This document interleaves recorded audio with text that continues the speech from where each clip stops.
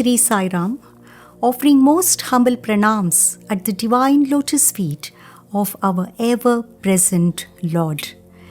Invoking Bhagwan's presence and benediction for today's Satsang, dear sisters and brothers, my loving Sai Ram to all of you. Na tapamsi na tirthanam, na shastra japa nahi, samsara sagarodhare, sajjanam sevanam vina. It means not by penance, not through pilgrimage, neither by chanting, nor by the study of scriptures, but by serving the humanity alone can one cross this ocean of samsara, the transmigratory cycle of birth and death. And we have all heard this famous statement of Bhagwan, the hands that serve are holier than the lips that pray. And the organization founded by Bhagwan itself is called as Shri Sathya Sai Seva Organization. Such is the exalted position that is given to Seva in Bhagwan's divine mission. Once, a senior professor from Bhagwan's university who felt that who has no enough time for his personal spiritual life. Amidst the busy schedule of teaching students, he wanted to quit his job, go to Himalayas to meditate. So he tenders his resignation. And when Bhagwan inquires about this, he says, Swami, in this busy schedule of my secular life, of teaching the students and my work in the university, I have no time for my spiritual life. That's why I have quit. Then Swami tells him, if you segregate your life like this is my secular life, this is my spiritual life, then I will not grant you in 10,000 births what you are seeking from me. So the message is very clear to all of us, isn't it? We have to spiritualize our entire life. So in this endeavor of spiritualizing our life, is Seva enough, or do we need sadhana too? If we need both, how are they interrelated, or how do they complement each other, is what today's topic is. See, what exactly do we mean by Seva? Is it a duty? Is it an obligation? Or is it helping others or giving away charity? Seva is much more than all these things. A devotee who was blessed to travel with Bhagwan in the car once, Bhagwan gives him 2 bananas and tells him, one is for you, give the other to the driver. So the devotee promptly hands over 1 banana to the driver, and Swami says, what are you doing? He is driving. How can he eat the banana? You peel the banana and feed him so that he can eat. So what does this mean? It means Seva is something which should spontaneously flow from us. It is innate within us and it should be naturally brought out through us. And that is why once when students pray to Bhagwan, Swami, give us an opportunity to do Seva. Swami said, Seva is your birthright. And that is why we have heard Bhagwan telling us, Paropakaraya phalanti vrikshaha, Paropakaraya vahanti nadyaha, Paropakaraya duhanti gavaha, Paropakarartham idam shariram. It means, just as trees yield fruits to selflessly serve humanity, just as rivers flow and the cows give us milk for our sake, this body is given to us for the very purpose of serving others. That is the purpose why we have this body. what exactly do we understand by Parupakara? Is it just serving others, or is there more to it? Bhagwan says it is Para plus Upa plus Kara. Para means divinity, Upa near, Kara to join. It means when we do Seva, when we serve others, it must take us to Bhagwan. So Seva is communion with God. That's why Swami would say, true Seva is when you inquire as to who you are. That is the purpose of Seva. That is why when we split the word Seva, it is Sa Eva. Sa means him, Eva like. It means become like him, become like God. You should reach that stage. That is the purpose of Seva. And now let's see what sadhana is. As Swami says, it is Sa plus Dhana. Sa, divinity, Dhana, wealth. When we acquire the divine wealth, it is sadhana. So again we see that sadhana is also communion with God. That's why Swami would say, true sadhana is merging the vak in the manas in the buddhi in the Atman. You should realize your true nature, Atman. That is the purpose of sadhana. Sadhyate anena iti sadhana. That by which the goal of human life is accomplished. That is sadhana. So we see that both seva and sadhana serve the same purpose. So why do we need both? That is what we are going to discuss today. Now we shall come back to seva. If seva has to reach its fruition, if it has to take us to Bhagwan, are there any principles with which seva should be done? Yes, as per the teachings of Bhagwan. Swami would often say, when a thorn pricks your foot, not only the foot feels the pain, the eyes start watering. Your hand rushes to pull out the thorn to relieve this suffering. Why? Because when one part of the body feels the pain, it is natural for every other part to rush to relieve this suffering. Similarly, Swami says, this entire creation, one huge body of God, it is known as the cosmic form of the God, which was revealed to Arjuna in the 11th chapter of the Bhagavad Gita, Vishwarupa Darshana. It is the Virata Swarupa of the Lord. And as the Purusha Suktam says, Brahmanosya Mukhamasid Bahu Rajanya Kritaha. The Brahmanas form the head, the Kshatriyas form the shoulders, the Vaishyas, the thighs, and so on. So everyone in this existence is a part of this huge body of the Lord. And in this creation, when anyone suffers, it is but natural for all others to feel this pain, and they must rush to relieve this pain. So it is this principle of oneness that we feel with the entire creation is what is needed for seva to reach its fruition, if the seva has to take us to God. So the principle of recognizing this unity in the apparent diversity, multiplicity, is very, very important for seva. As Swami would say, Parulu kadaya Paramatmude. There is no para, the other. Everyone is Paramatma. In every padartha, what you see, Swami would say, is Parartha. In every object, what you see is this ultimate supreme principle. As the Lord in the Bhagavad Gita says, Kshetragnan chapi mam vidhi sarva kshetreshu bharata. Know me to be the knower of the field in all the fields. The all-pervading consciousness is what we have to recognize through this unity principle of seva.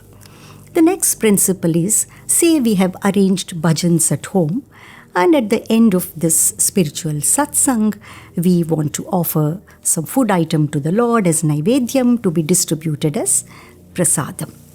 So just think how much of efforts we put in this Naivedyam making. We procure the best of the ingredients, the best of the utensils, and that day the experts in cooking, the Nala and the Bhima of the home, they will be in charge of cooking. Why? Because we are offering it to the Lord. Similarly, if we make it a habit to offer every thought, word and deed of ours to Bhagwan, how much of efforts we will be taking to purify that act itself, isn't it? So, it is this purity principle that we have to do Seva. See, we all know that the name of Mother Teresa is synonymous with Seva, isn't it? Once, when this mother was rescuing a badly wounded leper with full of pus oozing from the body from a gutter, this person called Malcolm Meggeridge, he remarks with great disgust, "I will not do it for $1 million. Then the mother calmly says, "I will not do it for $1 million either." Then what for you are doing? "It is for my God I am doing this." So it is this principle of divinity is what we need to bring into Seva. And the next principle, though we all know very well, we conveniently choose to ignore it. What is it? See, the magnitude of Seva that goes on in Bhagwan's institutions and hospitals which do not charge a penny is not known to many even today. A couple of weeks ago, when I was on duty, night duty in our emergency ward in the hospital, a family walked in the wee hours of the morning, and the lady of the family was not keeping well, and we kept her under observation and we treated her, and they had come all the way from Hyderabad for darshan. And when we discharged the lady, her husband came to us and said, "Where can I complete the formalities? Where do I make the payment?" And when one of our nurses explained to them that it is Swami's hospital, we do not charge a single penny, he was surprised.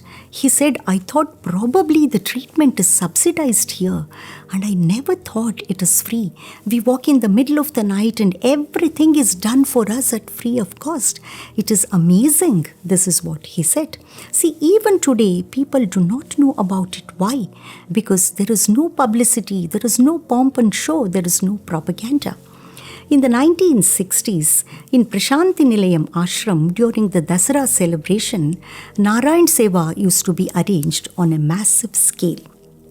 When a devotee said to Swami, "Swami, we must put it in the newspaper because such a large scale of Seva that we are doing," Swami said, "When your family members and guests visit your home, don't you feed them?" "Yes, Swami, I feed them." "Do you put it in newspaper?" See, Seva has to be done as silently as possible.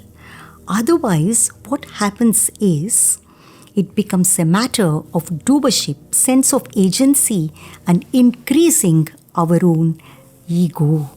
That is what happens to us. Then the very purpose for which Seva is done is defeated. Through selfless Seva, we must reduce our ego, we must reduce our doership, ahankara, mamakara. If that doesn't happen to us, where does such a Seva take us, isn't it? Such a Seva binds us again and again to the samsara. See, when we entertain doership, we are entertaining the enjoyership. So to enjoy this fruit of action, we have to come back to this earth again and again, isn't it? Such a Seva becomes a bondage for us. Say, if we have to do Seva with all these principles, what is it that is primarily required for us to do Seva? No doubt we have to invest our energy, efforts, and put in even money and coordinate a lot of things. But what is the primary requisite for Seva so that Seva takes us to Bhagwan, so that Seva becomes Sa-eva? And as per the teachings of Bhagwan, we all know very well, the primary requisite is a loving heart. A heart full of love is what we need to do Seva. When this love is there, everything else will fall in place. Everything is an offshoot of this primary value, love, isn't it? So, it is the attitude with which we do Seva matters if Seva has to reach its fruition. An attitude of love, an attitude of compassion, an attitude of even respect, reverence, and gratitude to the recipient of the Seva, because they are giving us an opportunity to redeem our own lives. This is what we need. See, when Gujarat earthquake happened, many organizations plunged into Seva, isn't it? And I read somewhere that the people who went to serve the victims, they were seen throwing food packets and also this clothing to these victims. And all these people would plead with them, we are not beggars, please don't throw things at us. We are like you. Unfortunately, we have lost everything, that's all. But just think, if this Seva is attitude with the right attitude of love that comes from sadhana, what happens to us? And in this context, on the website of Radio Sai, I saw a beautiful picture of a Sai Sevadal combing the hair of a little boy who is lost in this earthquake. So, this Seva itself becomes a powerful tool for us for liberation if Seva is done like this, with this attitude of love and compassion that comes from sadhana. Our medical superintendent, Dr. Narasimhan sir, often shares with us the 5 principles that Bhagwan had told them in an interview for Seva to become Sai Seva. The first one, he says, is Arogya. We need good health. A sound mind in a sound body is what we need to undertake Seva also. The second one is Prarthana. We must pray to the Lord to give us an opportunity to do Seva. The third one is Tapana. We must have the deep yearning that comes from the heart, not just from the lips, to do Seva. The fourth one is Prema, love. And the fifth one is sacrifice, selfless Tyaga, which we have already seen. So, if we have to get this attitude, how does this attitude come to us? Does it come to us overnight? Is love all, serve all, help ever, hurt never so easy for us? If it is so, we all would be realized in a trice and we wouldn't be struggling with our inner enemies every day, isn't it? So, in order to get this attitude, we must incessantly chant the name of the Lord, think of Him always, pray to Him and hold on to Him, come what may. And this is where sadhana steps in.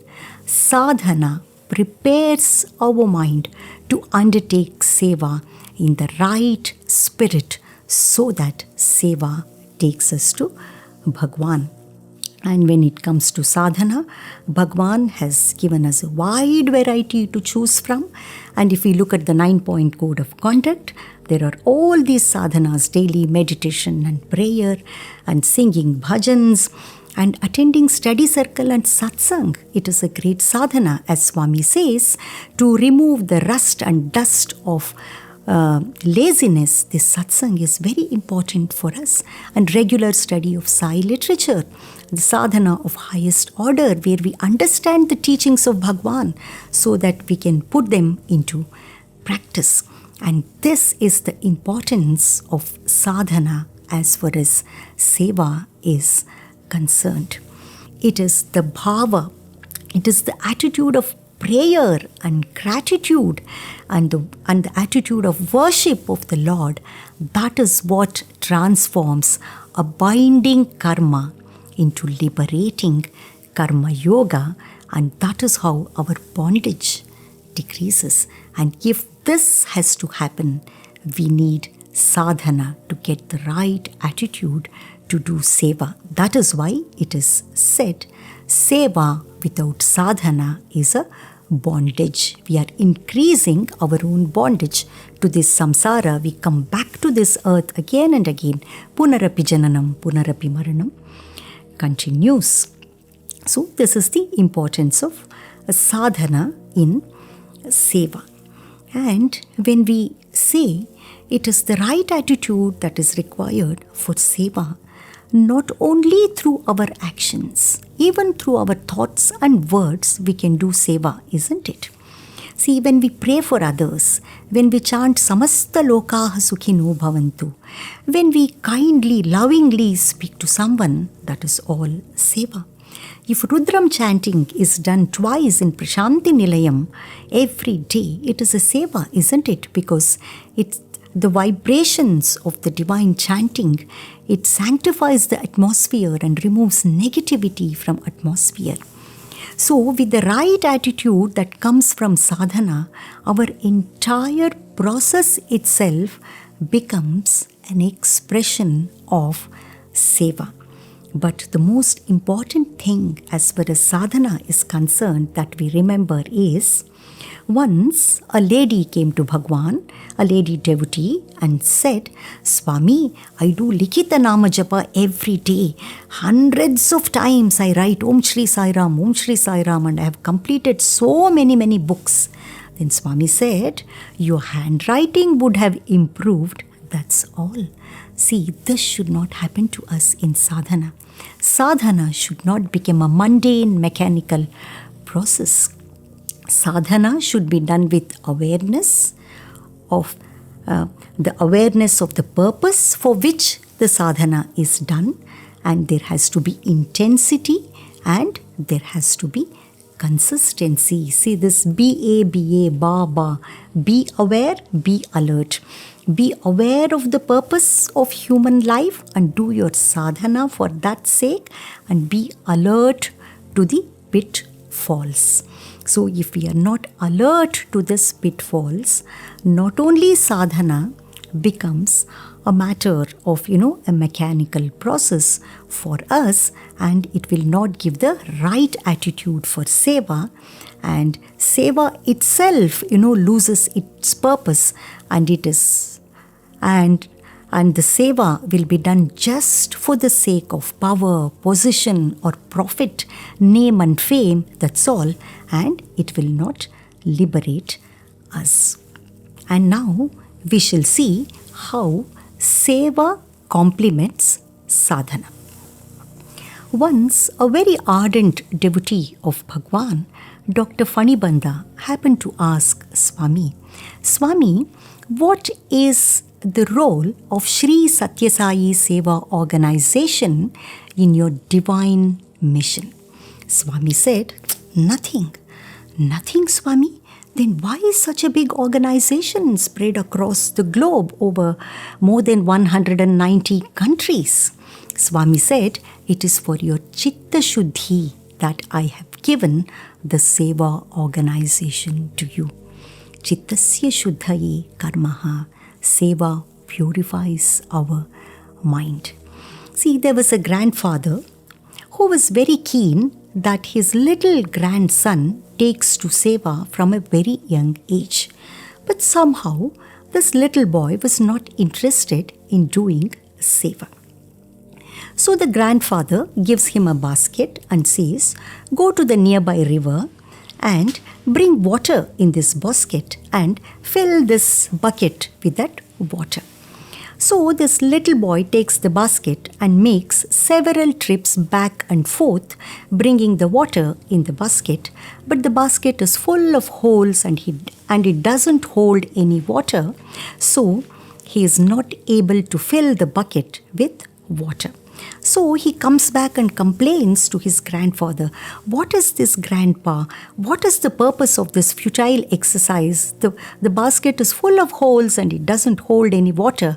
And why have you asked me to do this? Then the grandfather says, my dear child, how was the basket when I gave it to you? The boy says, oh grandpa, it was so dirty and filthy. It had lost its white color. It had turned brown. And, my dear child, how does the basket look like now? The boy says, the basket has become so clean, it is sparkling white now. And the grandfather says, there you are. This is what Seva does to you. As you keep on doing the Seva, your heart becomes clean. The purity of your heart increases. That is because as we do Seva, we develop sensitivity for others.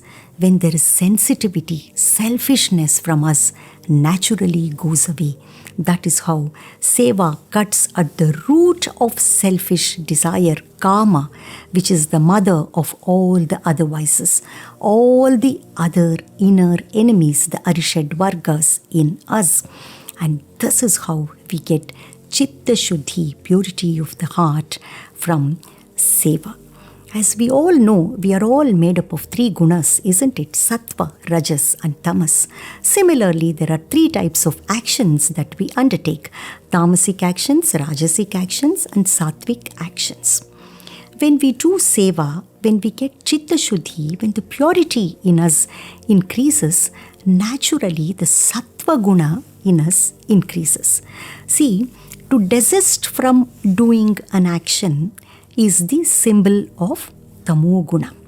And when we do any action or even Seva with an eye on the fruit of action, that becomes Rajo Guna or a Rajasic karma. And when we do an action for the sake of the larger good of the world, I don't want anything for my personal gain here. I will not ask what is in it for me. There is no swartham swaprayojanam. I am doing it for the welfare of the world. I renounce my attachment to the fruit of action. I don't want any personal gain from it. That is symbolic of Sattva Guna.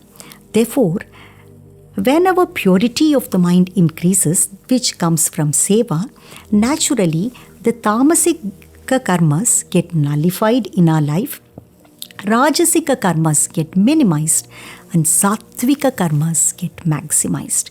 And with so much of Sattva Guna in our mind, the moment we sit for meditation, the mind starts soaring high. We are able to focus better in our sadhana. The intensity of our sadhana increases when we have this purity, Chitta Shuddhi, that comes from Seva. And another advantage, the most important thing that we get from Seva is, we all know that Bhagwan would be waiting for the boys to return from Grama Seva even in the late afternoons, and it would be an opportunity for these boys to have sambhashan with the Lord. And on one such occasion, Swami called the boys and said, "Do you know why I give you this little opportunities to do Seva? Because tomorrow, when you go away from here, when you go into the world, life will not be the same. There will be ups and downs. There will be trying and testing times. And to go through such times, you will need the grace of the Lord. See, when I give you an opportunity to do Seva and you do the Seva, that will give me an opportunity to shower my grace upon you, and that grace will be the saving grace for you. It will protect you, especially in your times of need." As Swami says, when a doctor gives a morphine injection to a cancer patient, this morphine injection will not change the cancer process, but it will reduce the pain and suffering of the patient. Similarly, the grace of the Lord that is earned from Seva, that will mitigate the magnitude of the consequences that we ourselves have to go through because of our negative karma. Say, for instance, if one has to lose a leg in an accident because of the negative prarabdha karma, if he has sufficient grace of the Lord earned from Seva, then what happens is he may end up with a small fracture in the leg which can be easily fixed. Or he may meet with this accident in a place which is very close to an excellent medical facility where his problem can be tackled. So this grace is like the insurance, as Swami says, which one can draw at times of need without any upper limit. And this is how grace of the Lord, which we get from sadhana, reduces our karmic burden. And that is why it is said, sadhana without seva is a burden. So in mutuality, when we put seva and sadhana together, we say, seva without sadhana is a bondage, sadhana without seva is a burden. We all know this famous dialogue between Vibhishana and Hanuman, isn't it? When Vibhishana asks Hanumanji, like you, I also incessantly chant the name of Lord Rama, but how is it that you are the recipient of special grace of the Lord, Vishesha Anugraha? Why is it so? Then what is Hanumanji's reply? He says, it is not only important to chant the Lord's name, but it is more important to be of service to the Lord. Rama Kaja Kariveko Atura. This is what we chant in Hanuman Chalisa, isn't it? See, this Hanumanji, when he was asked by Ravana, who are you? He says, Dasoham Kosalendrasya. I am the servant of the king of Kosala, Lord Rama. And when Lord Rama asks him the same question, who are you, Hanuman? He says, Deha Buddhya Dasoham. When I think of myself as the body, I am your dasa, I am your servant. Then, Jiva Buddhya Tvadaivamshakaha. When I think of myself as this individual soul, I am a part of you. Atma Buddhya Tvameva Aham iti me nischala matihi. But my firm conviction is, when I think of myself as Atman, I and you are one. This is the state of Soham. So if we have to reach the state of Soham, we must start from Dasoham, from the stage of Seva. That is why Swami would often say, it is only a Kinkara who can become Shankara. So this is the importance of Seva in our lives. And since it reduces our karmic burden, and also since it increases the sattva guna in us, Seva complements sadhana.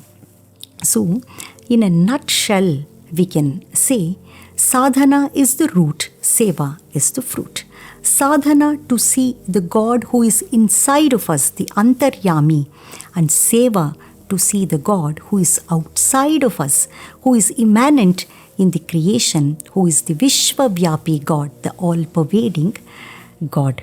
And if we say that seva is the expression of the light that is there in a bulb, and if God is the powerhouse to which this bulb has to be connected, the connecting cord between these two is sadhana. It means stronger the connection, brighter is the light. Seva to get rid of our tamoguna, laziness, and also to get rid of the chitta mala, the impurities of the mind, so that we get chitta shuddhi, and sadhana to get rid of our rajoguna, our nature of attachment, and also to get chitta ekagrata, a mind that is scattered in the world, to collect that mind and to make it to focus upon Swami. That is the purpose of sadhana. When we have both chitta shuddhi and chitta ekagrata, that is when we qualify for the jnana marga, the process of self-inquiry, the path of wisdom, to get rid of the third component of ignorance, which is called deep-seated ignorance or avarana. And this is how seva and sadhana complement each other. Once, a student prayed to Swami, Swami, yesterday in the discourse you said, it is very important for us to tread the path of karma yoga. And a couple of days ago, you said Bhakti Marga is the highest. And someday you also mentioned without the Jnana Marga, the path of wisdom or Jnana Yoga, you cannot get liberated. So we are confused about this, Swami. You please explain to us in simple terms. Then Swami said, have you seen a ladder? The boy said, yes, Swami. How does a ladder look like? Swami, there are 2 poles on either side and there are rungs in between. Swami said, there you are. See, Bhakti and Jnana are the 2 poles which are on either side. And the rungs in between are the steps of karma. As you take one step at a time on these steps of karma, as you go higher and higher, both Bhakti and Jnana will increase. That's why Bhagwan would often say, Karma Yoga is the earthen lamp and Bhakti Yoga is the oil you put in it, and Dhyana Yoga is the wick, and the light that you see is Jnana Yoga. And if we have to spiritualize our entire life, both this Seva and Sadhana are equally important for us, and we have to integrate both. That is why in the 9-point code of conduct, the charter given by Bhagwan to Sri Sathya Sai Seva organization, all the sadhanas and seva are there. Once long ago, in our Sri Sathya Sai Seva organization in Oman, we had a workshop on Karma Yoga. And we had a very interesting quiz in this workshop.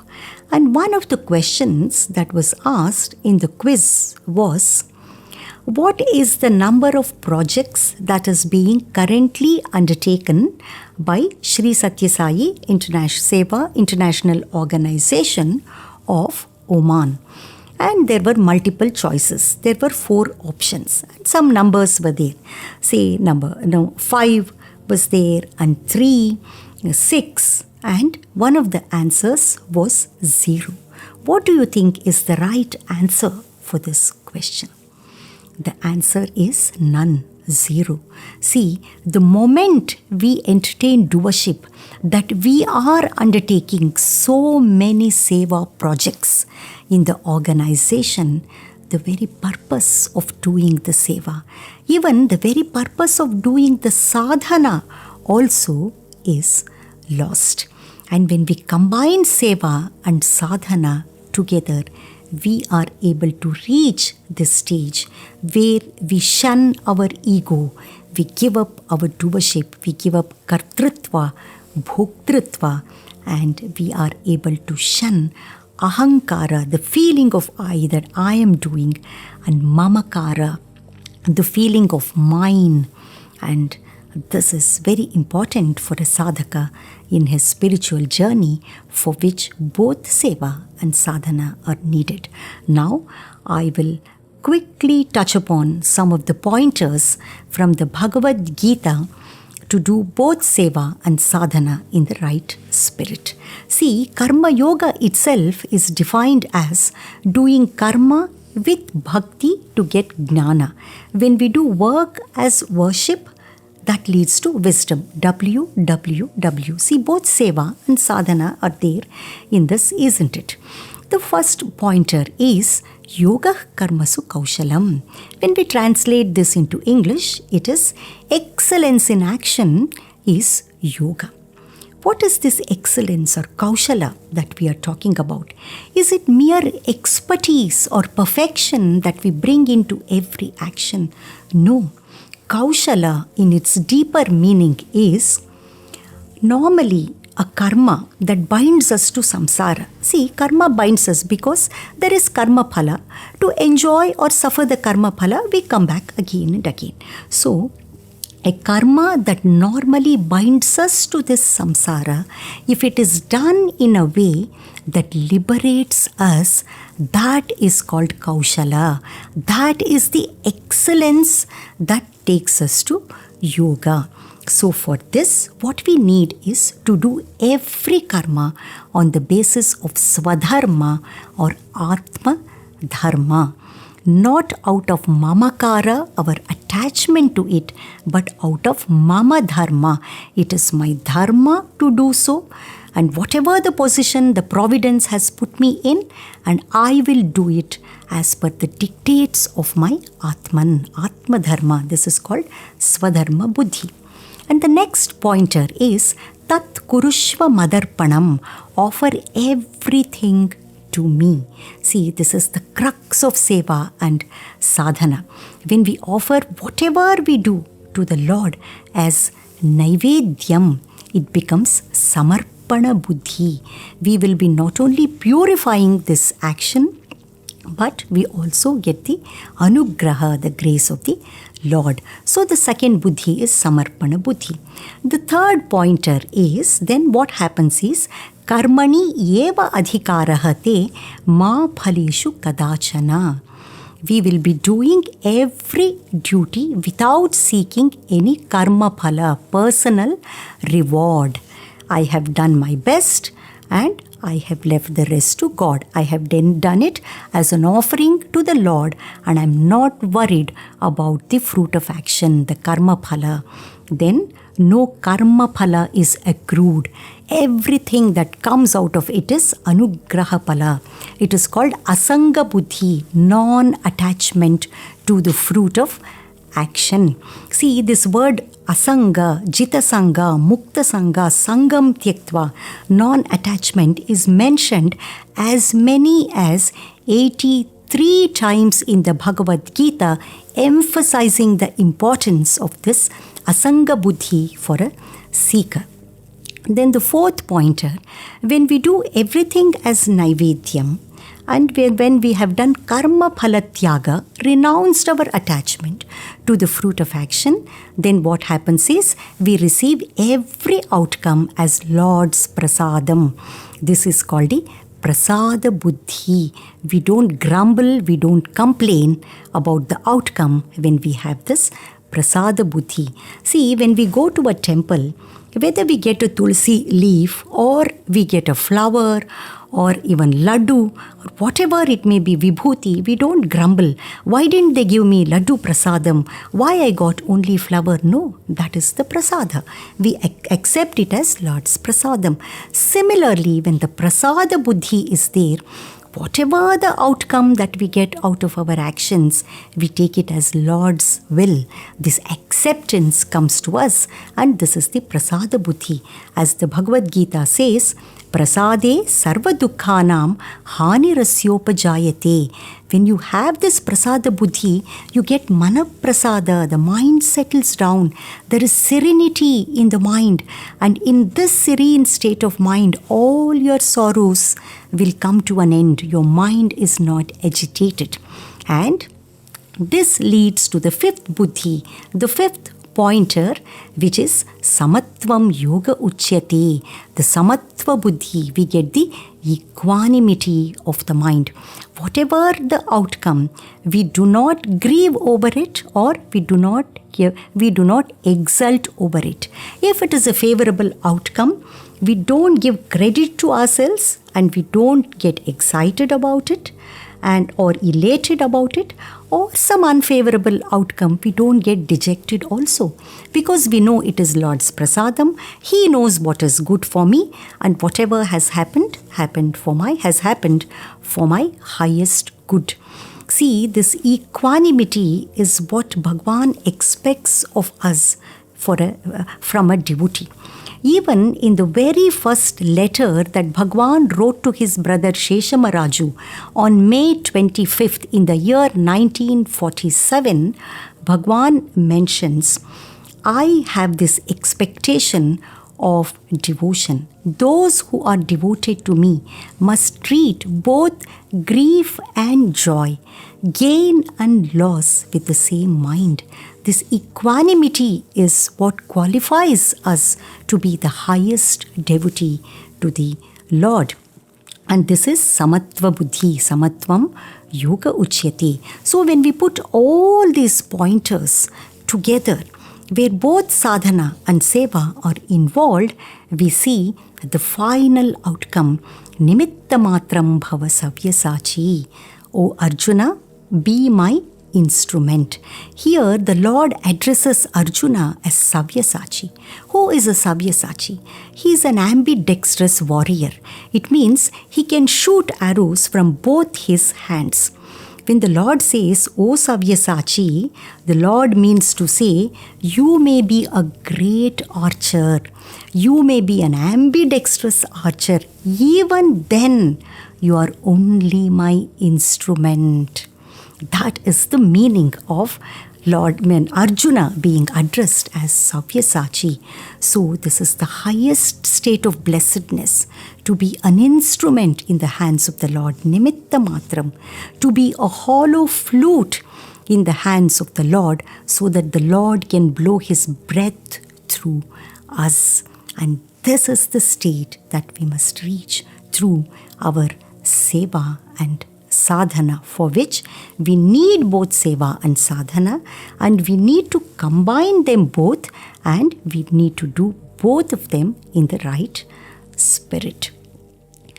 With deepest sense of gratitude, I thank Bhagwan for this blessing of speaking to all of you here today and share some of Bhagwan's teachings with all of you. And I will conclude with this anecdote. In the early 80s, Bhagwan had sent a sewing machine to the boys' hostel. And Swami thought if they have a sewing machine with them, they need not go into the village for small repair works, and they can do it in the hostel itself. The brand of this sewing machine was Sahara. So the boys started talking. See, when there are so many famous brands like Merit, Singer, Usha, why Bhagwan has sent us this unheard of branch, Sahara? Then one student said, every day we are sitting in the mandir and singing Sahara do Bhagwan. So Bhagwan has sent us the Sahara. See, the student who shared this incident with us, he said, it is only later, when he graduated from Bhagwan's university, when he went into the world, then when he had to go through some testing and trying times and thick and thin of life triumphs and tragedies, it is only then he realized that Bhagwan is the only Sahara sewing machine who can stitch up the torn ends, the torn bits of the cloth of his life and make it into a presentable cloth of life. So, I pray to Bhagwan on behalf of all of us to bless us to hold on to this Sai Sahara, come what may, so that we are able to tread the path of both Seva and Sadhana as per the teachings of Bhagwan, so that we become worthy of what Bhagwan as Avatar has come down to give us. I am thankful to Sri Satya Sai Media Center and every one of you. Thank you very much. Jai Sai Ram.